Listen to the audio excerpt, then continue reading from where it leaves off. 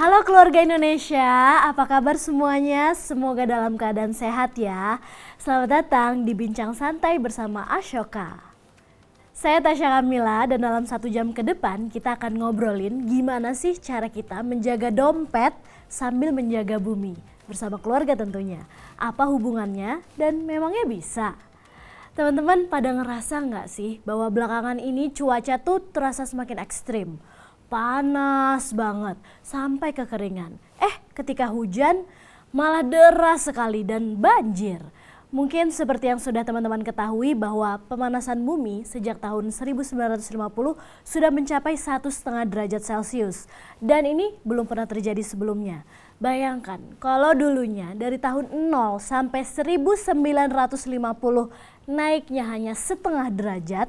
Tapi tiba-tiba dalam 70 tahun naiknya 1,5 derajat. Ini amat drastis. Hal ini berpengaruh terhadap cuaca yang ekstrim dan terjadinya berbagai bencana alam. Akibatnya gagal panen, banjir, ketahanan pangan dan kesehatan kita pun juga terganggu. Dan yang dikhawatirkan pada akhirnya keluarga yang sehat, sejahtera, dengan udara bersih tak berpolusi, air bersih, ketahanan pangan tidak bisa diwujudkan. Wah, jangan sampai deh. Makanya udah waktunya kita turut andil dalam menjaga bumi, dimulai dari rumah kita sendiri. Supaya kita dan keluarga bisa hidup sejahtera, tentunya kita juga harus pandai mengelola keuangan sambil menjaga bumi ini. Gimana ya caranya?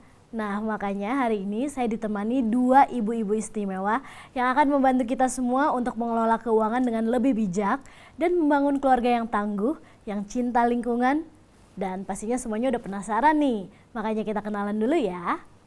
Yang pertama narasumber kita adalah Amalia Khairunisa, pendiri Momencube, Ibu Menteri Keuangan. Wah, udah hadir nih secara daring. Halo Mbak Lia.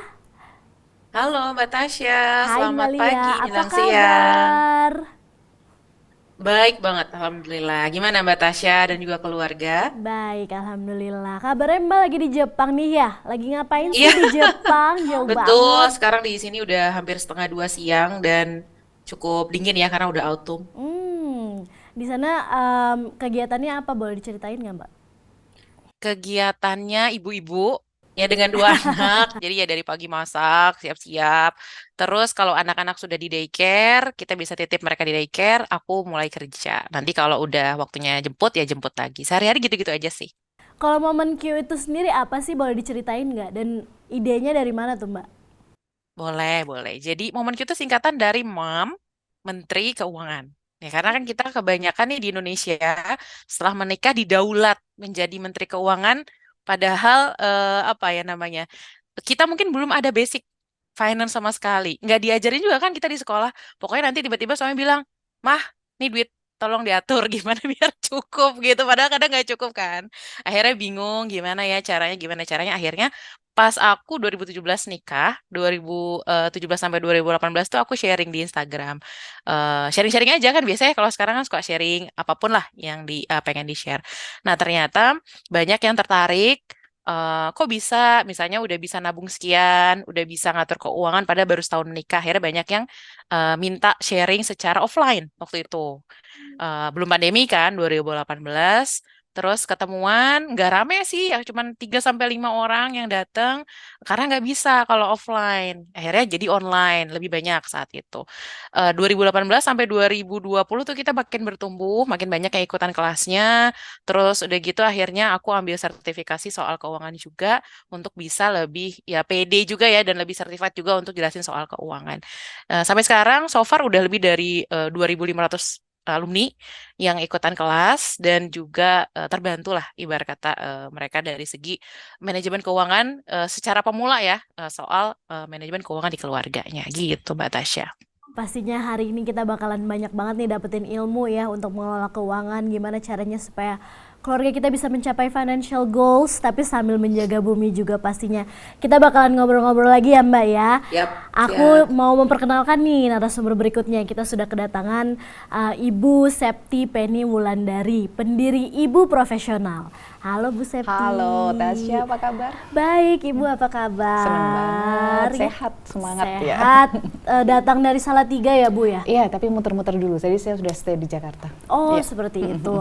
Oke, kalau Ibu Septi itu kan punya komunitas atau satu organisasi namanya Ibu Profesional ya? Betul banget. Eh, Mohon maaf, kenapa ibu profesional tuh ya? Iya ya. Emang ibu profesional tuh seperti apa gitu Iya, Bu, iya, iya. kira-kira? Jadi kalau ibu profesional itu adalah komunitas para ibu pembelajar gitu ya, yang ingin meningkatkan kualitas dirinya dalam menjalankan peran sebagai perempuan, sebagai ibu dan sebagai istri.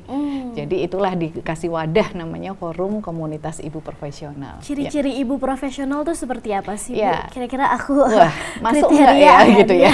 Masuk nggak ya gitu ya? Mungkin kalau aku sih masih ibu belajar, belum iya. ibu profesional kayaknya ya. Iya, kita kan mengenal nih kalau di KBBI yang namanya profesional itu adalah memerlukan pengetahuan khusus, keterampilan khusus dalam menjalankannya gitu, ilmu khusus dalam menjalankannya. Nah, kami mengambil profesional adalah kesungguhan. Kalau mau mendidik anak, ya cari ilmunya mendidik anak seperti apa. Seperti tadi Mbak Lia mau mengurus keuangan, jadi manajer keuangan, cari ilmunya. Menjadi manajer keuangan keluarga itu seperti apa. Kemudian mau mengurus gizi anak-anak, ya ayo cari ilmunya, bagaimana prosesnya. Jadi tidak terkesan take it for granted aja gitu kan. Semuanya pernah, ya udahlah jadi ibu yang mesti kayak gitu, itulah dijalani aja gitu. Betul, dan pastinya ketika kita mengurus anak terutama ya, banyak banget kan mitos-mitos di luar sana gitu. Kalau kita nggak Betul. mempelajari ilmu-ilmu yang valid, bisa jadi kita nggak profesional ya Betul, dalam mengurus iya, anak. iya, Menarik banget. benar-benar. Nah, kita kan lagi ngomongin nih bagaimana keluarga juga bisa dari keluarga kita sendiri dulu deh, dari rumah kita sendiri dulu.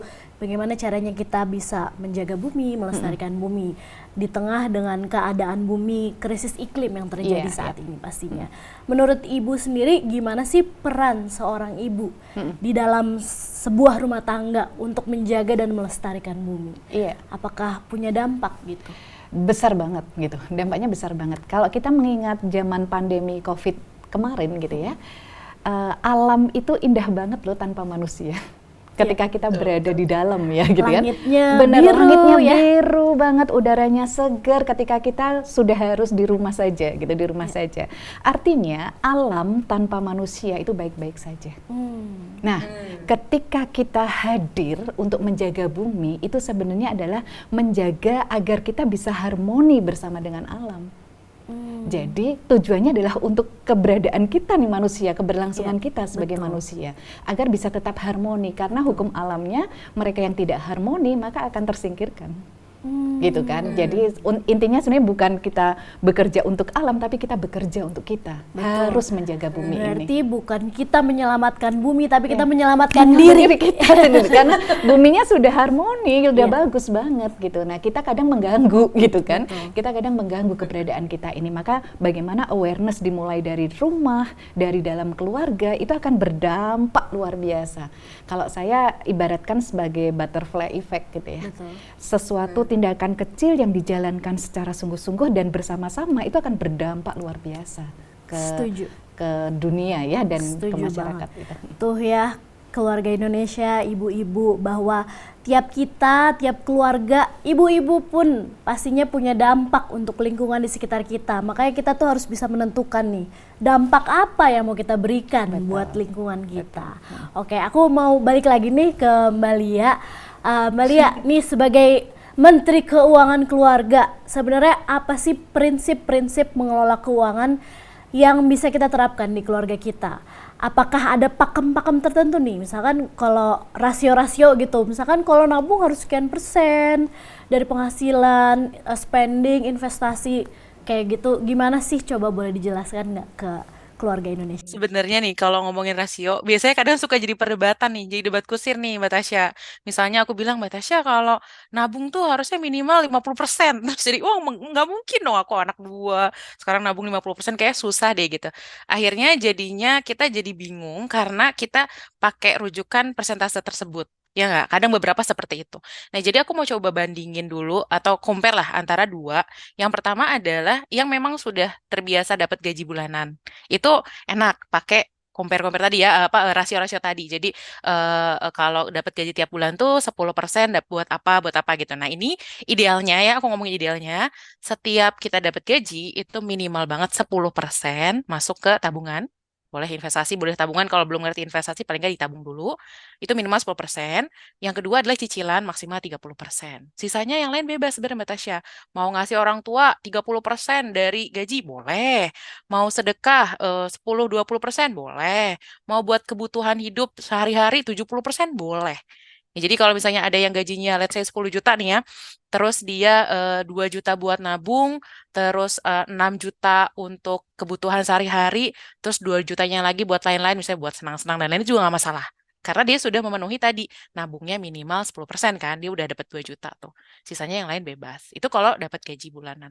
Tapi kalau yang nggak ada gaji bulanan gimana? Nah itu akan lebih susah tuh ngaturnya. Kayak misalnya Mbak Tasya sekarang freelance kan, ada kalau job, ya udah diambil gitu kan. Kalau nggak ada job ya nggak ada gaji bulanan gitu kan. Atau kayak aku sekarang suamiku beasiswa full dari LPDP, mungkin kalau Mbak Tasya juga pernah kan gitu ngerasain dapat beasiswa nggak cukup ya ampun gitu ya buat hidup aja udah kurang. Nah berarti kalau kayak gitu bisa jadi persentase tersebut nggak relevan lagi. Nah jadi pakemnya apa? Pakemnya sebenarnya udah ada di peribahasa. Jangan lebih besar pasak daripada tiang. Jangan sampai expense-nya itu lebih besar daripada income. Nah, ya udah, tinggal diatur aja nih. Kita tinggal sepakat sama pasangan misalnya, oke, dengan income kita sekarang, kita mau nabung berapa? Targetnya berapa? Kita ternyata ada rencana ke depan mau anak sekolah misalnya gitu. Anak sekolah itu tahun depan masuknya 20 juta misalnya gitu. Atau 24 juta biar gampang 24 juta. Berarti kalau 2 tahun lagi masuk berarti kan 24 juta dibagi 24 bulan, ya berarti sebulan harus 1 juta nabungnya. Gimana caranya biar supaya nabung 1 juta? Apa yang perlu di-cut expense-nya? Apa yang perlu di-raise income-nya? Dengan 1 juta itu. Ada target kan, kita akan lebih lebih sepakat tuh sama pasangan. Oke, berarti kita harus ngurangin jajan di sini. Ya udah lebih banyak masak. Atau mungkin ya udah sekarang ke kantornya misalnya nggak WFO terus, ada WFH-nya misalnya. Dari situ kan kita akan bikin strategi karena udah ada jelas goal-nya gitu. Itu kalau yang buat nggak ada income ya akan lebih fleksibel. Gitu. Aku paham. Jadi mungkin first step ya ketika ingin mengelola keuangan keluarga adalah menentukan dulu tujuan-tujuan keuangan gitu ya. Mau nih uang mau untuk apa nih keperluannya ya? Kedepannya untuk apa? Terus mungkin juga harus dikomunikasikan ya ke pasangan kali ya. Gimana caranya supaya berdua gitu atau salah satu pihak mungkin yang bekerja bisa mencapai financial goals tersebut gitu. Oke. Nah, kalau untuk Yang penting sepakat ya, jangan. iya, pastinya dan itu pasti ya baik perempuan itu bekerja maupun enggak juga pastinya itu tetap ada financial contribution, benar nggak sih? Benar. Setuju betul. nggak sih? Pasti ada financial contribution. Ya, walaupun tidak bekerja mungkin financial contribution-nya adalah menghemat mungkin biaya caregiver, ya nggak sih? Dan Betul. Masak menghemat biaya untuk catering. betul, Ya kan? iya. Ngajarin anak menghemat untuk biaya guru les. Nah, seperti itu. Ya kadang-kadang Banyak itu kalau di ya total. kadang-kadang suka kayak gitu tuh pertanyaan-pertanyaan juga ya ke aku gitu kan. Ini kalau nggak bekerja kadang suka dibilang tidak ada kontribusi finansial dalam keluarga. Padahal mungkin yang tidak dipikirkan beberapa biaya-biaya yang bisa dihemat karena perempuan itu memilih untuk tidak bekerja ataupun stay at home full time gitu kan. Oke, baik. Sekarang aku mau tanya juga. Biasanya Bu, kalau dalam keluarga apa sih motivasi-motivasi yang either itu ibu-ibu atau keluarga biasanya miliki untuk mau gitu bergerak untuk cinta lingkungan, untuk ramah terhadap lingkungan, menjaga bumi ini? Iya, biasanya kita ada kuratifnya gitu ya. Kalau udah sakit, kemudian udah nggak nyaman, itu baru mulai bergerak. Biasanya dimulai dari itu. Jarang sekali kita yang bergerak itu karena preventif. bahwa kita harus melakukan seperti ini agar kondisi tubuh kita makin sehat, agar lingkungan tuh makin enak gitu. Nah, itulah yang terjadi biasanya maka awareness kepada keluarga-keluarga itu penting. Bagaimana caranya mereka tidak zero waste cooking misalkan gitu ya. Itu harus tahu banget karena kita food waste-nya gede banget Indonesia itu gitu kan. Indonesia itu gede banget. Nah, ketika kita sudah sadar mulai dari melatih satu ibu, maka kenapa saya di Ibu Profesional itu ada tagline-nya adalah mendidik satu ibu sama dengan mendidik satu generasi. Karena kalau ibunya sudah ngasih contoh, zero waste cooking nih, selalu memasak dengan meal prep dulu gitu kan, cukup ada berapa nih orangnya, berarti cukup nggak ada yang sisa. Kemudian setelah diberikan ya sudah mulai habis gitu ya, di meja makan berarti habis. Kemudian ibu kalau beli baju satu, maka harus dikeluarkan satu dulu. Yang ada di lemari gitu ya. Tidak boleh baju ini misalkan jumlahnya baju 10 gitu ya. Jumlah baju 10 kita beli terus ya, beli terus numpuk gitu kan. Jumlahnya harus 10 terus ya. Maka harus ada yang dikeluarkan satu, baru masuk satu lagi gitu. Nah, akhirnya anak-anak kan paham, cara berpikir ibuku untuk lingkungan seperti itu. Maka dia akan punya habit baru sebenarnya, punya habit baru bagaimana punya lifestyle hidup yang harmoni dengan lingkungan, tidak menyebabkan sampah, kemudian tidak menyebabkan kerusakan di sekitarnya gitu ya, ke sekitarnya karena perilaku kita. Maka benar-benar bahwa saya hidup akan harmoni dengan alam sekitar kita. Nah, itu dari ibunya pasti gitu. Dari ibunya pastinya bisa memotivasi satu keluarganya dan menginspirasi juga satu keluarganya, lebih tepatnya juga membentuk kebiasaan baru ya. Jadi mengikuti sistem yang udah dibikin nih sama si ibu untuk bisa dijalankan sama keluarganya yang tujuannya adalah untuk menjaga bumi ini. Dan aku mau kembali ya, kadang kan kalau orang itu bergerak untuk lingkungan tujuannya adalah untuk berhemat, ya kan?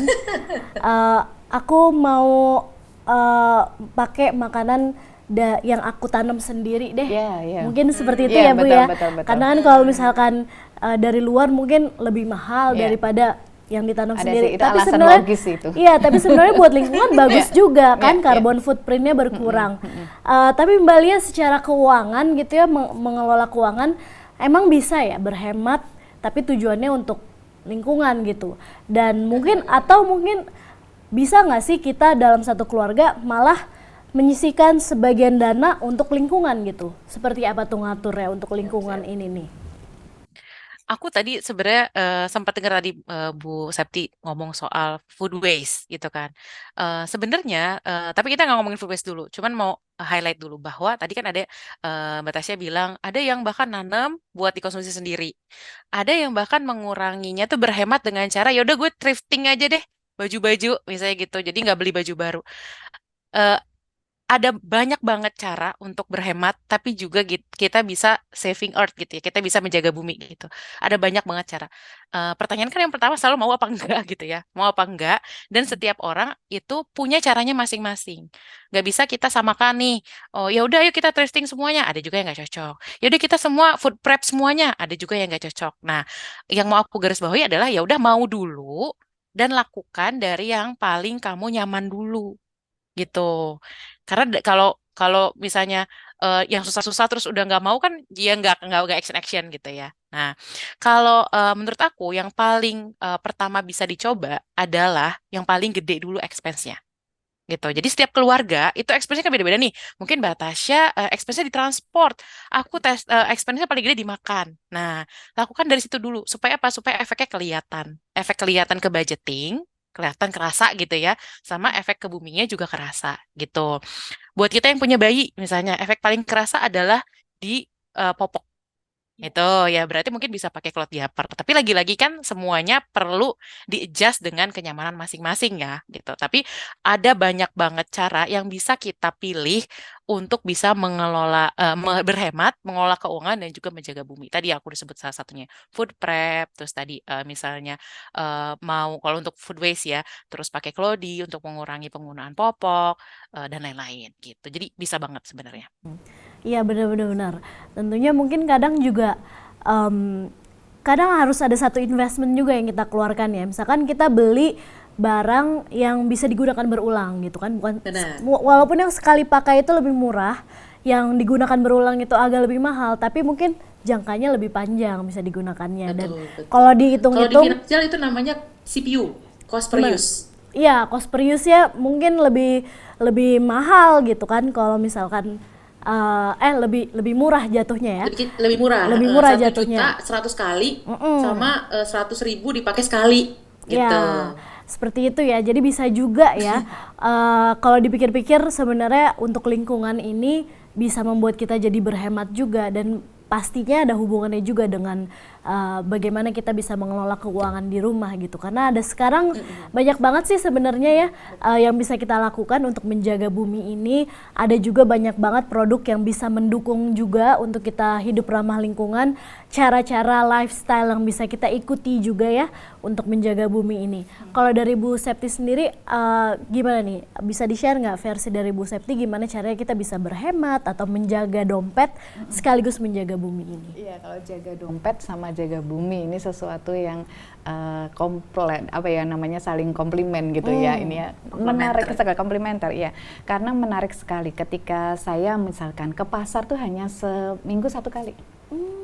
Seminggu 1 kali aja. Jadi kita kan kalau pengen setiap hari ke pasar itu kan artinya matanya jadi kemana-mana. Boleh nggak kalau cuci mata doang? Iya, si matanya jadi kemana-mana, pengennya macam-macam gitu kan. Healingnya ya. ke pasar kalau ibu-ibu biasanya emang. Belum deh, sebenarnya ke pasar terus kalinya kalau udah ke sana itu udah seger banget gitu ya.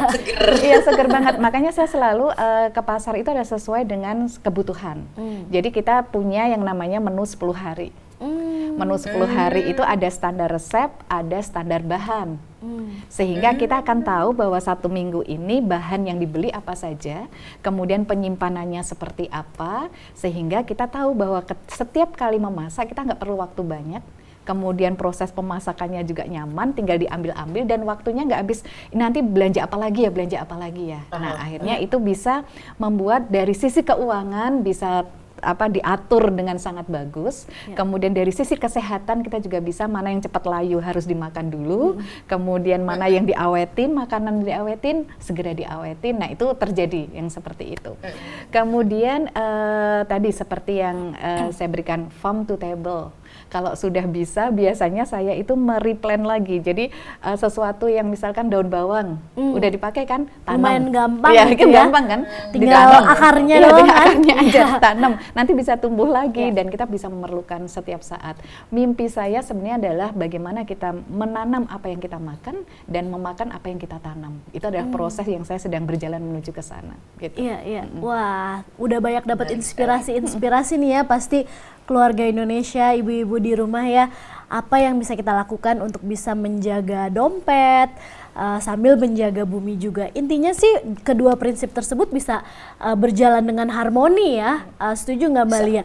Bahwa kita bisa berhemat juga, kita tetap bisa mempertahankan dompet keluarga sambil menjaga bumi. Belum tentu juga kalau kita invest di awal gitu kan, maksudnya kita mau beli misalkan tong komposter gitu kan, pasti ada yang dikeluarkan dulu. Iya, tapi benar. itu kan bisa digunakan sehingga akhirnya kita bisa menjaga bumi, kita bisa menggunakan komposnya untuk menanam ya kan, dan itu akan mensupport lifestyle ramah lingkungan kita. Jadi penasaran sebenarnya. Kalau Tasya Gimana? sendiri gimana?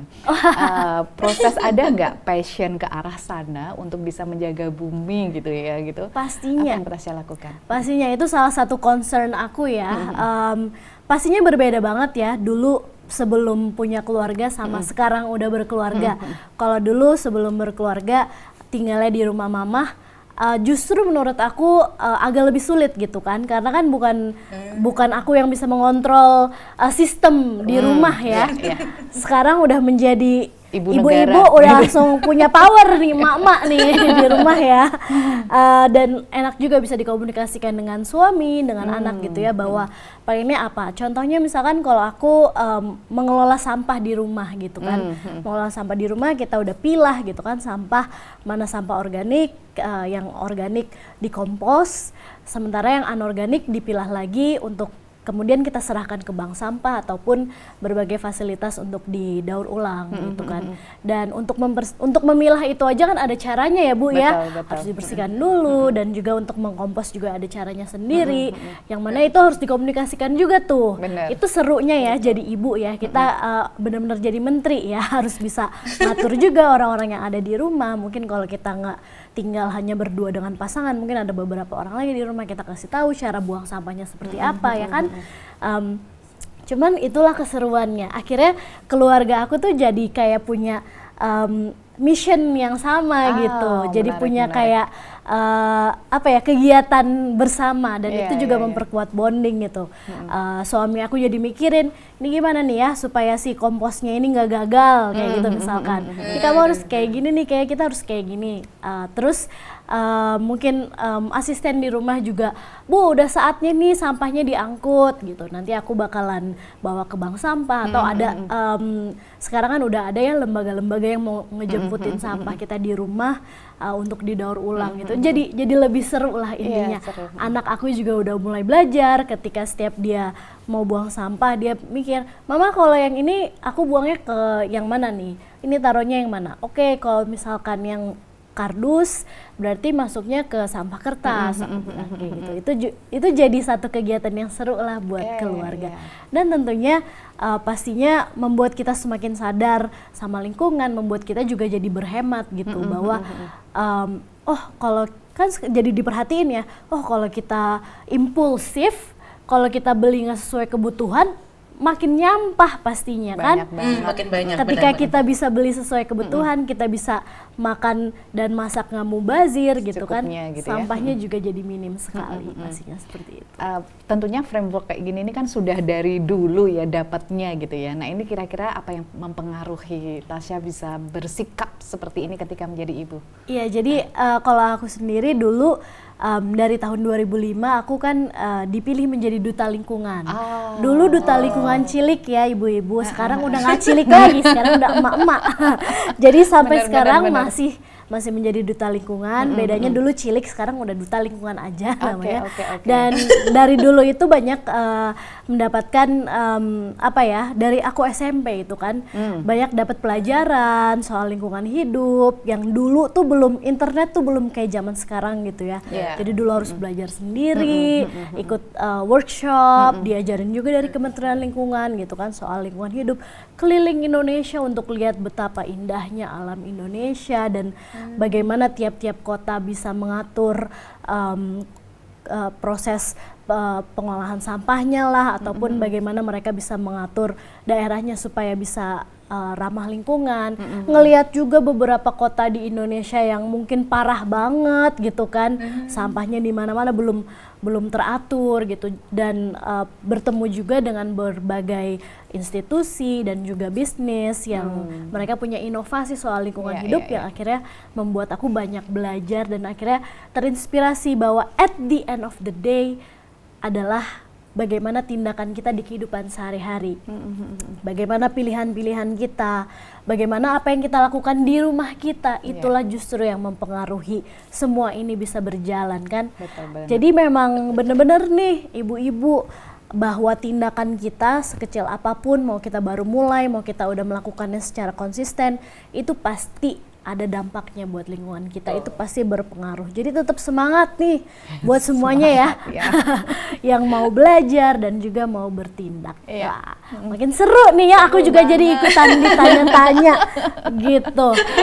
Nah kalau Mbak Lia kan sekarang hidup di Jepang yang terkenal dengan bersihnya dan betapa mereka sangat patuh terhadap pengelolaan sampah dan sebagainya. Kalau di sana seperti apa nih hidup ramah lingkungan, menjaga buminya seperti apa? Kalau di Jepang sendiri ya memang jauh, cukup lumayan jauh ya dibanding Indonesia. Jadi udara bersih itu ya ampun, kayaknya pas sampai sini tuh berasa kayak slow living gitu loh Mbak Tasya. Nggak kepengen apa-apa, tidak berambisi apapun, ternyata nikmat banget loh hidup dengan ya nggak dikejar ambisi apa-apa, nggak harus kemana-mana pakai mobil gitu ya, nggak pengen rumah yang gede-gede. Ternyata cuman nikmatin alam aja tuh udah seneng banget gitu. Apa udaranya bersih, kemana-mana pakai sepeda, ternyata sangat menyenangkan gitu. Mudah-mudahan Indonesia juga bisa segera ke sana ya gitu. Nah, perbedaan signifikan jelas banget dari pas kita di Indonesia sama di sekarang adalah terkait pengolahan sampah. Jadi sama juga kan di Mbak Tasya, kita kan juga waktu itu tinggal sama mama pas lagi di Indonesia. Itu ya susah untuk mengolah sampah. Padahal udah dipilah-pilah segala macam ya tetap agak susah ya karena bukan rules, not my home gitu kan. Jadi rulesnya rules mama gitu. Nah pas di sini ya kita punya rules sendiri ikut pemerintah. Jadi semuanya dipilah-pilah gitu kan sesuai sama yang dari pemerintah dibagi beberapa box gitu kan yang organik, yang plastik dan yang lain. Nah, tapi ada yang tetap dilakukan sebelum di Indonesia dan juga pas di Jepang, yaitu adalah kita tetap konsisten pakai cloth diaper. Dulu pas waktu di Indonesia kita pakai cloth diaper. Pertama aku tuh pengen jaga bumi dan juga berhemat itu dari cloth diaper dulu. Karena pas dihitung-hitung ternyata lumayan ya. Sehari kan popok tuh bisa 2.000 ya satu biji ya. Kalau sehari kan bisa 6. Itu dikira-kira kalau 2 tahun kan bisa sampai 8 juta ya. Lumayan nih batanya 8 juta selama 2 tahun. Nah, itu juga kita terapin di sini dan akhirnya itu bisa jadi dana pendidikan anak kita tuh. Lumayan savingnya. Itu yang masih tetap dilakukan walaupun di Indonesia itu terbatas ya pengelolaan sampah, tapi kalau popok sekali pakai itu kita udah nggak terlalu banyak pakai walaupun di Jepang maupun juga di Indonesia itu. Terus juga yang berbeda lagi adalah di sini itu kita masih pakai yang kayak men's pad, men's cup itu juga masih dipakai, tapi yang jauh banget adalah belanjanya. Belanjanya kalau di Indonesia itu kita bisa ke pasar tradisional. Kalau di sini susah Mbak Tasya untuk belanja ke pasar tradisional itu jarang. Jadi akhirnya walaupun di sini pakai bawa tas plastik, ya tas plastik, tas kain, tapi kalau ke swalayan tuh semuanya tuh diplastik-plastikin. Jadi ya walaupun Jepang pengelolaan sampahnya bagus, tapi sebenarnya pas lagi yang kita kan harusnya mengurangi sejak penggunaan plastik sejak pas lagi awal mau pakai kan gitu, udah dikurangi. Nah itu banyak banget. Satu buah tuh udah plastik banyak, udah plastikin lagi. Terus pakai kantong lagi gitu. Jadi itu banyak banget berbeda banget. Lebih enak di Indonesia kalau itu, karena tinggal ke pasar tradisional, ambil buah 1 kilo langsung ya udah masukin ke dalam tas kain gitu kan. Sayur-sayuran juga udah enak tinggal bawa itu lebih less plastik. Kalau di Jepang itu plastik banyak banget plastik semuanya diplastikin itu bedanya. Terus apalagi ya pakai sepeda tadi aku udah bilang pakai sepeda di sini semua alat-alat listrik. Kalau di Indonesia ya masih gas gitu kan. Di sini udah dari microwave, sepeda, motor gitu juga pada pakai listrik. Terus yang kita coba lakukan lagi adalah mengurangi just tip. Natasha, mengurangi just tip maksudnya kan kita pengen ya makan Indomie gitu kan atau pengen makan apa gitu yang sambal-sambal dari Indonesia. Nah kalau sekarang kita coba ya udah deh kita pakai apa yang ada di sini aja gitu. Makanan ya udah yang di sini aja, bumbu-bumbu yang di sini aja. Jadi masak kita tuh sekarang lebih beragam gitu, lebih ke masakan Jepang, masakan Cina, masakan India gitu. Dicoba aja yang bumbunya ada di sini karena ya mengurangi tadi ya, just tip itu kan lumayan menambah carbon footprint juga ya karena harus berangkat dari Indonesia. Sama bedanya lagi adalah thrift. Di Indonesia kita nggak pernah thrift shop gitu, nggak pernah beli ke second shop. Tapi kalau di sini semua baju kita second shop gitu. Jadi semuanya beli dari toko-toko bekas ya, dari baju, sepatu, mainan, buku. Karena di sini bagus-bagus gitu. Banyak banget ya inspirasinya berarti ya yang mungkin bisa keluarga Indonesia ibu-ibu lakukan gitu ya untuk bisa menjaga dompet sekaligus menjaga bumi dari mulai mengelola sampah, mungkin tadi food prep juga, habis itu thrifting, lebih hemat listrik mungkin ya. Intinya banyak lah sebenarnya yang bisa kita lakukan asalkan kita mau gitu. Cuma tadi mungkin dari yang kita obrolin berdua nih ya Bu Septi, dari aku sama Mbak Lia obrolin bahwa kadang tuh memang ketika kita mau menerapkan satu sistem gitu mungkin ya di rumah, tapi kadang anggota di rumah suka belum mau setuju nih sama kita gitu kan. Ada nggak sih tips gimana caranya supaya kita kalau misalkan mau bikin rules baru Sesuatu gitu yang ya. baru ya. Terus gimana caranya untuk memotivasi orang-orang di rumah untuk mau ikutan Iya. kita gitu, menjalankan juga. Iya, kalau di kami, keluarga kami ada 3 mantra nih. Main bareng, ngobrol bareng, beraktivitas bareng. Nah, ini harus dibanyakin. Kalau belum masuk-masuk juga, banyakin main bareng, banyakin ngobrol bareng, banyakin beraktivitas bareng. Lama-lama dari sesuatu yang kita bicarakan secara ringan, sambil ngopi bareng, ngeteh bareng, makan siang bareng gitu ya, itu masuk ke anak-anak. Jadi masuk ke anak-anak. Saya startingnya dari apa? Ngobrol nggak penting, yang penting ngobrol. Nah itu Ngobrol yang penting ngobrol. Ya, ngobrol nggak penting nggak apa-apa, yang penting ngobrol gitu, yang penting ngobrol. Dari situ akan masuk nih, gimana ceritanya kalau kamu punya mainan banyak banget gitu kan. Nah itu muncul dari mulut anak. Ketika muncul dari mulut anak, itu kesannya kita bukan seorang apa ya, di sekolah tuh ada tata tertib kan ya gitu ya. Kita di rumah itu ada tata tertib yang harus kayak gini, yang kamu mulai besok harus menjalankannya. Anak pasti menolak. Kalau itu dimunculkan dari kesadaran anak bahwa menurutmu mainanmu terlalu banyak enggak?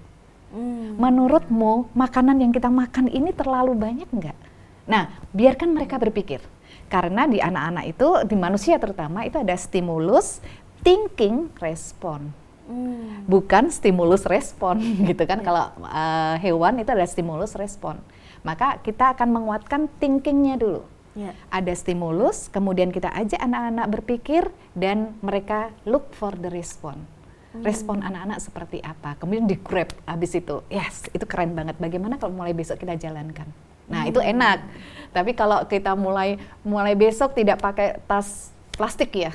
Wah, gitu kan. Ada penolakan pasti gitu. Nah, itu harus didiskusikan bersama, iya, harus betul. dikomunikasikan juga tujuannya apa, mungkin digali juga ya untuk anak ataupun untuk anggota keluarga yang lain. benar. Apa sih yang bisa memotivasi mereka Iya. gitu ya untuk bisa ikutan sejalan gitu ya Betul, sama apa yang betul. kita inginkan Iya. gitu. Ya kan soalnya ini juga berhubungan nih Bu Septi, kalau kayak anak-anak kan kadang suka impulsif juga kan, Iya, suka minta jajan lah atau minta dibeliin mainan.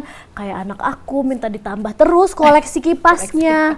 Gimana caranya tuh ya menghindari impulsif gitu ya, Iya. supaya kita juga nggak banyak sampah, nggak banyak boros juga gitu kan. Iya. Gimana tuh? Bu? Sebenarnya kalau urusan mainan, kemudian jajan itu kan urusan rasa. Gitu, urusan rasa. Maka kalau saya ketika anak-anak kecil semuanya, rasa itu saya pindahkan ke rumah. Contohnya gimana? Yuk kita buka warung-warungan, gitu. Dengan belajarnya melalui bermain, sehingga saya mengumpulkan apa saja sih makanan yang anak-anak tuh pengen banget, gitu ya, pengen banget. Oke, ini makanan-makanan ini sudah saya settle di kulkas ada, kemudian di warung-warungan itu ada. Nah, mereka oh ternyata di rumahku ada. Ya. Mereka tidak perlu lagi ke luar. Ya. Kemudian kalau mainan juga dengan ngobrol itu saya jadi tahu sebenarnya kamu pengen mainan yang seperti apa. Jadi bukan apanya, akhirnya saya keluar untuk membelikan mainan itu dan diberikan dengan kejutan. Nah, cara memberikannya ini menjadi sesuatu yang sangat memuaskan anak gitu ya, sangat memuaskan anak dan cukup akhirnya. Nah, kemudian kreativitas ibunya aja.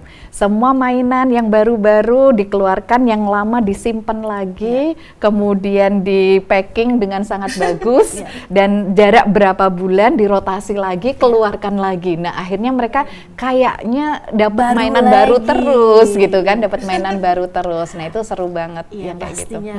pastinya ini bisa jadi inspirasi juga ya buat ibu-ibu di rumah, buat keluarga Indonesia yang udah mulai kebingungan gitu kalau ketika anaknya merengek gitu ya. Sebenarnya dengan cara-cara tadi yang Ibu Septi kasih ke kita semua, insya Allah bisa lah ya. Bisa, iya. Anak-anak kita, yang penting diajak ngobrol. Ngajak ngobrol. Pokoknya apa tadi Bu? Ngobrol bareng, main bareng, beraktivitas beraktivitas bareng. Itu kunciannya. Iya. Wah, sebenarnya semua yang tadi Mbak Lia udah sampaikan dan juga Bu Septi sudah sampaikan, itu benar semua tuh bisa loh dilakukan di rumah ya. Bisa banget diterapkan di rumah, asalkan kalau kitanya juga mau menerapkannya dan kitanya juga mau, mungkin di awal ada effort lebih dulu.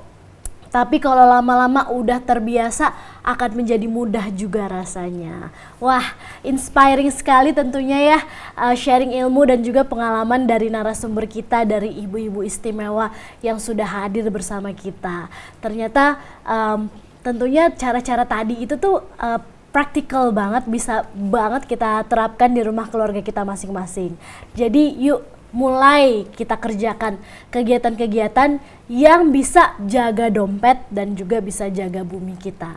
Kira-kira kalau keluarga Indonesia yang ada di rumah semuanya udah kepikiran belum mau melakukan apa ya di rumah? Atau mungkin ada ide baru nih supaya keluarga di rumah juga bisa ikut menjaga bumi ini. Nah, pas banget Ashoka dan Kok Bisa sedang mengadakan sebuah challenge, yaitu Gaharu Bumi Innovation Challenge.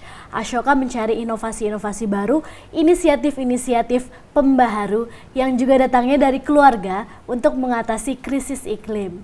Bila Anda sudah melakukan inisiatif-inisiatif bersama keluarga atau komunitas di sekitar keluarga yang melibatkan keluarga, yuk mendaftar Gaharu Bumi Innovation Challenge.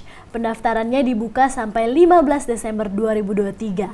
Ada juga loh kategori untuk anak muda dan komunitas. Hadiahnya jutaan rupiah. Tapi tentunya yang terpenting adalah bersama-sama beraktivitas bersama orang-orang yang kita sayangi untuk hal-hal yang lebih besar dari kita. Bisa didaftar di sini, di link ini ya.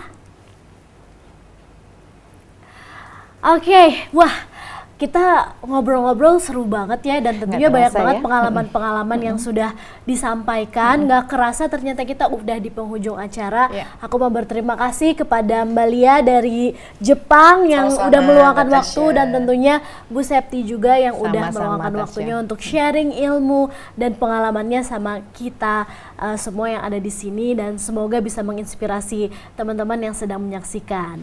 Oke, kalau gitu keluarga Indonesia, seru banget ya perbincangan kita hari ini. Tentunya dari apa yang disampaikan oleh para narasumber bisa menginspirasi kita untuk bisa jaga dompet dan jaga bumi. Untuk itu saya Tasya Kamila beserta narasumber pamit undur diri. Terima kasih untuk keluarga Indonesia yang sudah menyaksikan. Sampai jumpa.